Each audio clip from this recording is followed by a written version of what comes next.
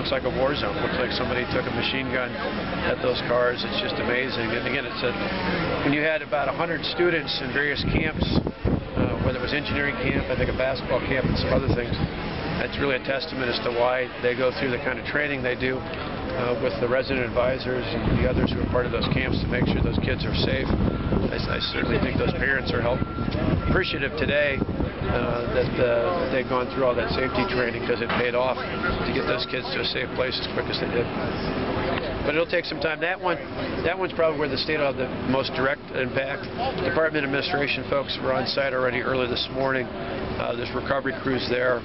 As the Vice Chancellor mentioned, he's got about 60 days to get that up and going before campus reopens and fully. And obviously there'll be some reopening in the next few days in terms of other activities. But there'll be a lot that needs to be done. And again, in addition to emergency management, just through the university system and the State's Department administration, we'll be working with them to make sure that campus and those dorms are up and going. Are you pretty certain that this can be declared a federal disaster area? That I don't know. For me, it's too early. I say that at every site. It really is a matter. There's a whole process that FEMA has, and so it's really premature for me, for anybody else to speculate. The city took action today, which is the first step with the city council. Certainly, it's not just my presence here, but we've got a Wisconsin emergency management staff that goes through a very formal process, and it's based upon homes that are inhabitable or not, and based on damage, and again, how much of that is not covered by traditional insurance. But we're going to help regardless, but certainly we'll be following that process. But it's just the sheer force of God. You see the amazing things that nature can do, and just appreciative that it didn't cause more harm to human life. Certainly we're mindful at least one individual has got rather severe injuries, and we send our prayers out to her. But beyond that, it's just amazing when you look at this kind of damage that there wasn't more damage. 4 months ago, freezing cold here in the state. Now it's hot, and we have severe weather rolling through and doing damage like this. I guess, what does that say about the climate we deal with here in this state?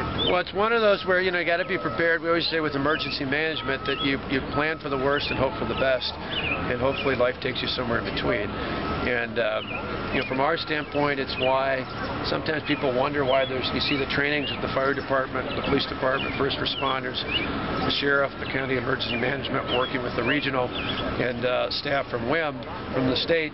But it's because of moments like this. You want to make sure you got a coordinated effort. Even early this morning, as I understand, the young woman who was injured, part of that, when they asked Platteville about it, part of it said they didn't know all the details because you had mutual aid where you had an adjoining community step up and help out, provide assistance. Saw coming in, I saw not only city of Platteville and county folks, but you also had one of the sheriff's deputies out there was from Sauk County. That's the beauty of good planning. That's what emergency management's all about, is making sure you got a coordinated effort. And we can't plan what Mother Nature is going to bring in, but we certainly can be prepared for it at its worst. Time for about one more. But how were you? Were you shooting down to the basement last night? I did. We got a warning.